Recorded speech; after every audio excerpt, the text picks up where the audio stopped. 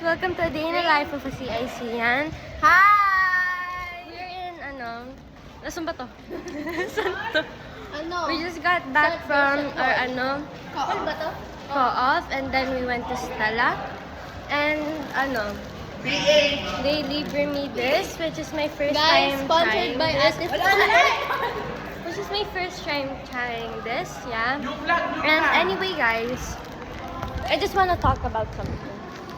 Ilang linggo na ako hindi natatakot sa multo. Yeah. Ay, multo gabi! Oo, ano naman. Kasi almost for like 5 years of my life, nagtatalokbong ako kahit napakainit kasi takot ako sa multo. Pero ilang linggo na yun hindi nangyari. So, I think okay na ako, hindi na ako takot sa multo. Takutin ko kaya sa mamaya. Kahit yun, last na takot ko is yung nanood kami na nilalagay yung hangin sa puke. Yeah, but last na yun. Never na ako matatakot ulit. Bakit?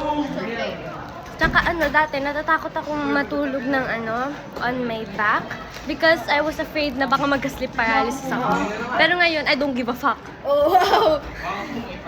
Wow! Girl is I So baddie! Nananatuhan kami. Ang ina mo kayo. Anyways, also random topic. I haven't heard anyone talk about this, but Silverstone was such a shit show. The only good thing about that was like a podium si Nico.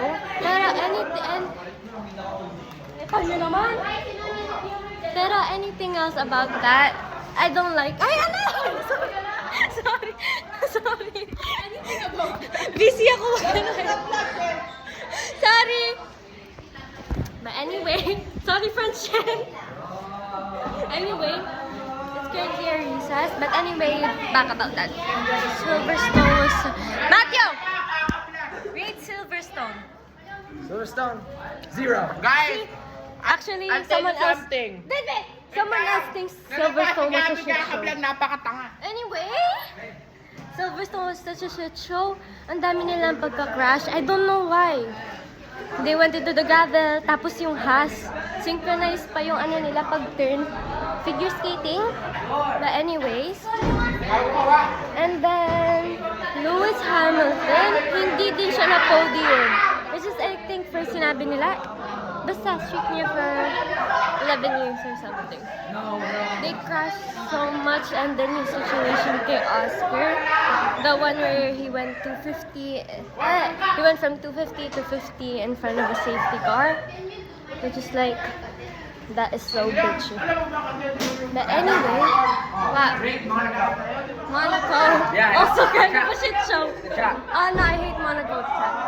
Yeah. It's so narrow.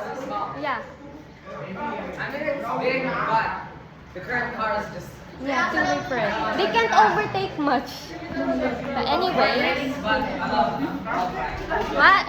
qualifying in that track is amazing. Hey. Di ba kung may ako sa kahapon? Ay! Hoy! Magnanakaw! Ay! Iyak na ako! Ala, bad girl! Anyway, yung nun, basta, end of discussion. Silverstone was so shit. I'm proud of Nico, pero actually, congrats din to Lando for winning.